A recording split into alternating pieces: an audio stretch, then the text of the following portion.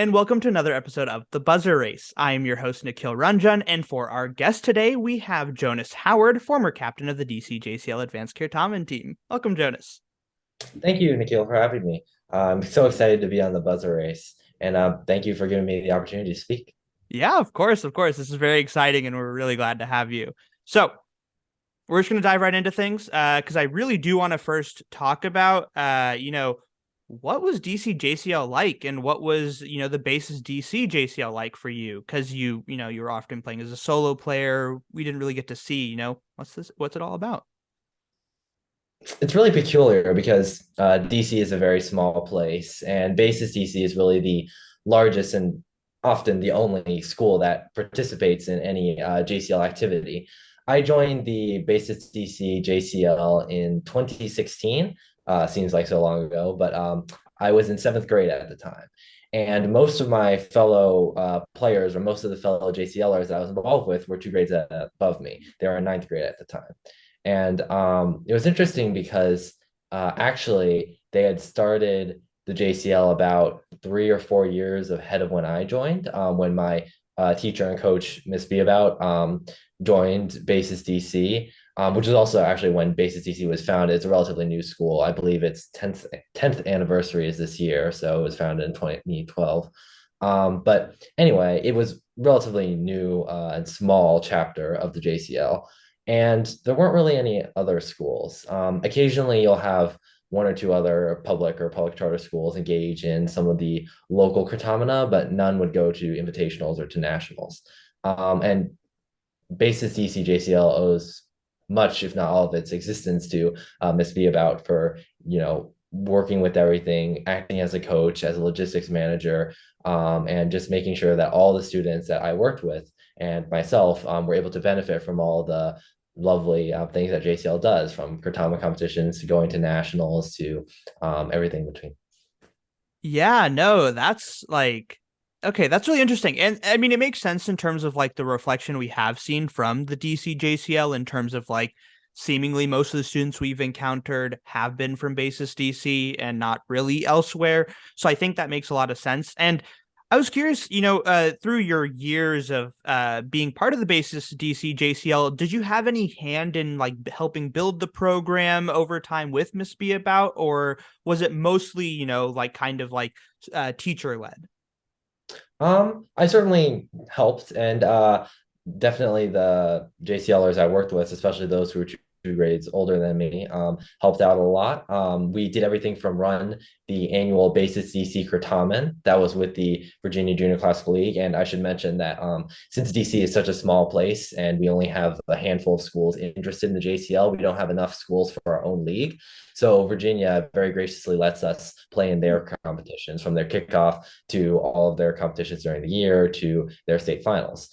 So every year, and thanks to them, in December, we host a Basis DC Certamen competition. And as you can imagine, that involves a lot of time, a lot of effort, a lot of agony, one would even say, from writing questions to managing logistics to hosting everybody. But it's always an amazing turnout. Everybody is excited to come to DC and see our school and all our players, and everybody pitches in to moderate or scorekeeper, write questions.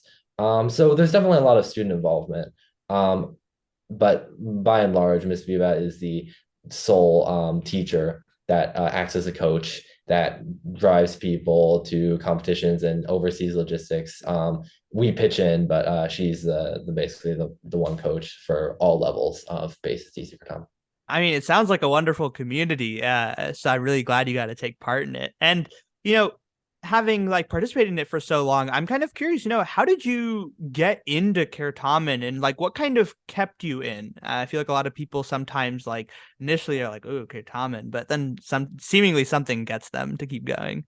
Yeah, that's actually a perfect description of what happened to me. So in sixth grade, back in 2015, I decided to show up to a Kurtama practice because my older friend was in Kurtama and he was raving it to me, and he convinced me to go. I went and I walked out of the room swearing never to hold a Kurtama buzzer ever again. And yet here I am. So something happened. I'm not sure what, but I didn't initially like Kurtamen because it was just fast paced and competitive and didn't really resonate. But the next year when I took Latin again, I picked it up again and I did a few practices and then I went to the local Kurtamen kickoff competition and then I went to Yale Invitational and one thing snowballed into another and then I started going to nationals and having all sorts of amazing experiences which truly got me addicted to the JCL and that really was my experience being introduced into JCL. But I definitely would not have been able to do it without the my classmates and my fellow JCLers from base DC and from DC and the local communities that really convinced me to stay. I have so many friends I've made through JCL and DC, and without their enthusiasm and without their willingness for really anybody to help out, given how small basis DC is, I would not be sitting here today speaking with you. Yeah, I mean that's awesome to hear. And yeah, I really feel like the people make Caratomen a lot at the end of the day. It's initially, the buzzing, but then it's eventually the people. And I think that's really cool. Uh so you got into it and you've clearly stayed in it for so long. And I am kind of wondering because you've had teammates throughout the years, but you've also often played solo, and you've played at really big tournaments solo, and I'm wondering what that's like for you because like I know for some, playing solo can be really disheartening. It can really like lead to one not wanting to compete anymore because the lack of teammates. But like, what was that experience like for you competing at such high levels and so often, even just by yourself? Well, I definitely had an early start. For reference, my Latin class was never more than 10 people. So you can imagine that 10 people in an entire grade doesn't exactly make fertile ground for, getting an entire team together. So from the get-go, I was usually playing alone on my level. So I quickly acclimated to it, but there is really something to be said about playing alone at big tournaments. Well, I definitely got used to it after a time. Initially, it was definitely frightening, especially when you thought about how everybody was able to specialize in a particular subject. But I had to cover grammar and myth and history, and then later literature by myself, which really does put a big burden on you, especially once you get to advanced level and the depth of knowledge drastically increases. That said, you know, I did get to enjoy playing by myself, if that can be said. I always prefer playing with others. Nothing quite beats the experience of having people on your team, being able to look to your left and your right, and having bodies sitting in chairs and not just empty chairs. But it is kind of nice to just sit there and to stare down these other teams because, yes, you may be by yourself, but there is some sort of inner satisfaction, I think, that you're not just a mythologist or a grammarian or a historian. Even though I definitely do have my specialties, I can do all of them, and that allows me to quickly adapt and also to have a very holistic view of Kurtamen as a whole. Because Kurtamen isn't just grammar or myth or history or literature; it's how they all interact a lot more than perhaps how we would like them to if we simply divide them into categories and assign them to separate players. Yeah. I had a brief experience of playing solo and I was like, this is so doomed. So, I mean, I'm glad you had a much better experience with it though. And yeah, you mentioned, you studied all the categories, but you have to tell me what became your favorite category by the end. There's a correct answer and there are many incorrect answers here, just to be clear. I hate to disappoint, Nikhil, but actually, I originally wanted to be a historian when I walked into Kratom, and that's just because I do well with dates. I love history and facts and battles and important momentous events. But at the end of the day, I have become a devoted grammarian, and I have to say that that was simply born by necessity. When I got to intermediate level, the grammarians, you have 10 questions. That's half the round. And even in advance, that's 8 questions. That's 2/5 of the round. And that's, not inconsiderable sum of questions and points there. So I got my Alan Greeno's book. I read that over and over, and I really got good at grammar. And I think that being able to control grammar is the most important thing when it comes to playing Kurtamen.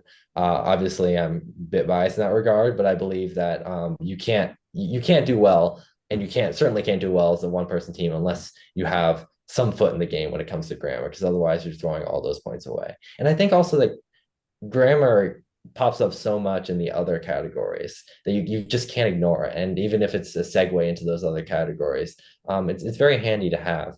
And just being able to know your grammar stuff to the extent of knowledge that I was able to achieve, and I know many other people are able to achieve, really just inspires a lot of confidence, especially when you have myth questions in Latin or history questions that maybe you've read about in the text you were reading or something like that, where grammar does really help a lot more than the number of questions, the number of points you can directly get from it. Yeah, no, I mean, it's fine. I'll let it slide. I mean, I think grammar is pretty cool. And only once I stopped doing JCL, I was like, dude, the Latin language is sick. So I completely understand where you're coming from.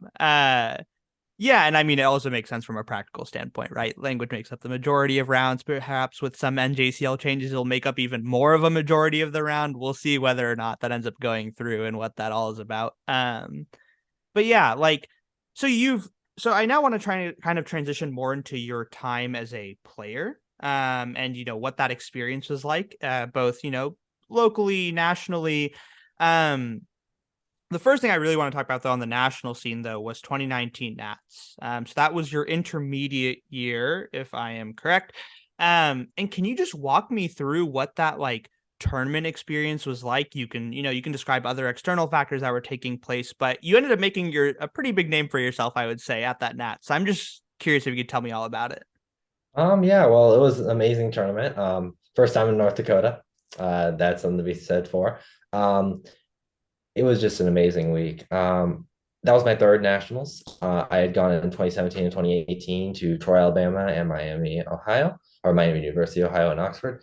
And that was probably one of my favorite Nats, just because not only was it nice weather and being able to see all the people I had seen last summer, but also because I really was able to do well in intermediate. One thing that certainly helped, which I wasn't fully expecting, but really came in clutch, was that in the year leading up to that nationals, I had played with the advanced team with the students who were a year or 2 years above me repeatedly at the local level. And that allowed me to really think about things in terms of advanced language, advanced mythology, advanced history, even a bit of advanced literature. And even though it's a bit of a shock coming back to intermediate level where the questions are easier and you might overthink them, which I had a tendency to do, it really allowed me to take sense of the bigger picture and to develop my skills, particularly in grammar, a lot better when I was dealing with higher level questions. So when I showed up to Fargo, I felt a lot more confident going into intermediate questions. And I also was able to work better with practice with the other DC players who were all in the level above me. We didn't have any novice team at that point. It was just me by myself in intermediate, and then the 4-person advanced team. That was an amazing year. Personally, I did really well on my prelims. And then semifinals was scary because it was against Virginia and it went down to a tiebreaker. And I never won a tiebreaker up to that point. And then I won it. So the most important tiebreaker probably of my Kurtamen career went my way. And I'm glad to say that it did then, because I had little faith in tiebreakers up to that point, and I was glad that my faith was redeemed. And then, of course, I went to finals. Finals was great. It was so fun to be sitting up there and to look out onto everybody. And I have to hand it, of course, to Robert Muniz, captain of the Florida team, and the rest of the Florida team. They were amazing players, the New Hampshire team as well.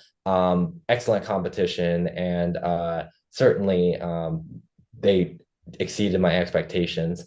But I was glad to even be able to stand toe to toe with them for at least part of the round. And probably the most surprising thing about that year was, sitting in my toga at the final nationals general assembly.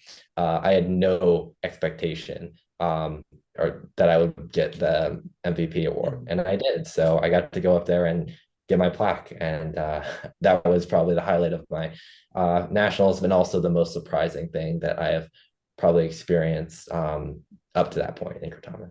Yeah, I mean, if you can even say they've done anything like it, and that's your third nationals, and it's like it's also your first time on the final stage for nationals too, right? Was it like, were there any big nerves you were experiencing playing it all? Definitely. I think I remember the first two questions. Everybody felt this way, but it was either hyperbuzz or everybody was slow. Because we were all shell shocked that we made it to finals, and we were expecting really tough questions, really tough competition, and then the first question was something relatively simple, and we all overlooked it. So yes, sir. Yeah, that's a classic. Those things sometimes happen. You're just like, what's going on in this round? Yeah, that also kind of, yeah, I've seen that in many Nats at this point. So that's 2019 Nats. And we now end up going, if we want to talk more about, post 2019 and going into 2020 Nats, and we're now online. And I really want to discuss this for a bit with you of, what was that transition like with COVID hitting, 2020 and 2021 Nats for what it's worth, of like being online and now in this weird other world that Kirtaman had yet to adjust to? It was certainly a shock, no doubt about that. Um, that was that was an interesting year, 2020, with online. Obviously, everything was canceled.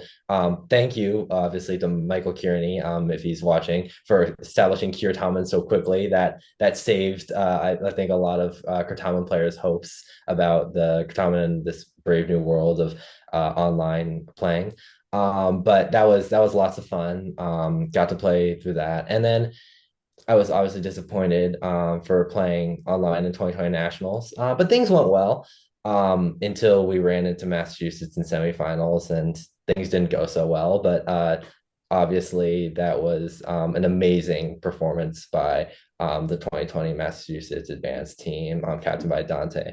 Just amazing. And then moving on to 2021, that was just harder for me because I was in advance on my own. Advance is a very difficult round.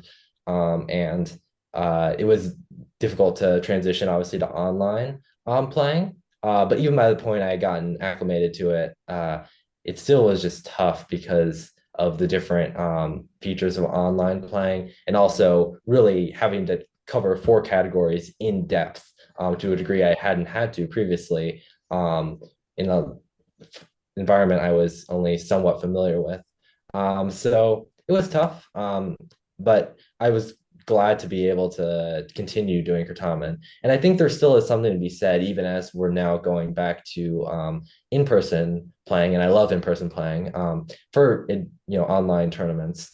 In that they allow everybody to sort of convene in one forum. I know, for example, that Duke and Princeton in 2020 and 2021 were unbelievably large in terms of their attendance, whereas they were very much smaller invitationals that I would go to, and a handful of other schools would show up to, but they weren't Yale or Harvard or nationals. And there's something to be said about being able to play with teams, for example, in California, who would never make the journey otherwise. Yeah. I do think there are both benefits, pros and cons, both to in person and online. I'm a little bit too much of an online fanatic. I'm just like, everyone can show up, but I completely get the in person hype, especially with 2022 Nats just happening around. Being back in person was crazy. Do you want to talk about your last Nats and what that was like for you, playing it all one last time? Sure.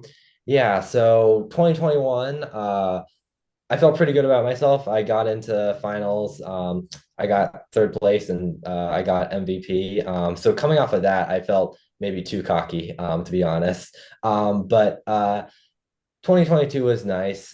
Being able to go to Harvard again in person, amazing. And being able to play that fun round against Wyatt, and hands to Wyatt there, hats off to Wyatt in that he was able to win on the last question there. 2022 Nats, excuse me, was amazing being able to see everybody in person again. Being able to go to Louisiana and meet all of my friends that I had been only communicating with online was just such a great experience. 22 Nats was also very fun in that I actually was able to have a team that year, and I was able to finally have the my teammates who were younger than me succeed me, because that was my obviously senior summer, and so I knew that I was on my way out, and I am glad that Basis TC Kurtaman will continue, even though I was the only person from my grade to do so. Playing the rounds was fun. I got to play all sorts of teams, and then semifinals was very close and very intriguing and exciting. But at the end, Wyatt did win, and his Tennessee team did pull it off. And hats off to all of them for doing that. Very excellent playing, and I'm glad that they were able to get a chance to go to finals. And I'm excited to see what the Tennessee team and the other teams can do in the future, as well as an amazing advanced final round for the 2022 Nationals finals. And again, I'm still in awe of what the Florida team is capable of on the advanced level. Yeah, I mean the Nats was crazy, and I do think being able to reconnect with everyone was probably like the biggest highlight, honestly, over anything else. Was just seeing it's like everyone who's like an online face who you like vaguely are connected with. You're like, oh my god, it's them in person. That was like a really cool experience. So we've capped off your Kurtaman journey, but I now need from you. This can be at any level of competition, whether it be your first local to your final nationals. I need your favorite like win or best placement and your like worst one, like the one you like had the most bitter feelings about, so to speak. I'm curious if you have like one in mind for each. That's hard. There are many candidates for each. Um, hmm. I'll start probably with best. That might be 2019 Nationals, just because it was my first time on the stage. I was physically on the final stage as opposed to online.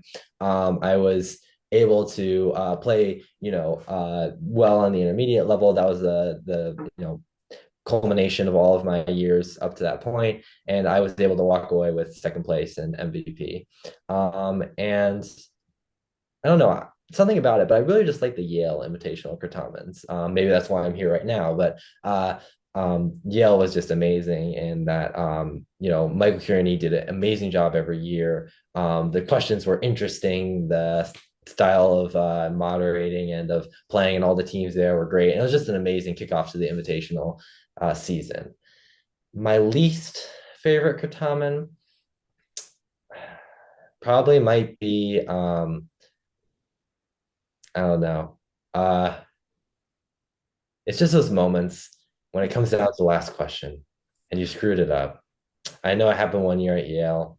It happened this past year at semifinals for me in nationals. It's happened on multiple occasions. I can't really name any more particular instances, but I've come to terms with it now. But in the moment, it feels really awful, because it's not a crushing where you knew it was coming. It's there.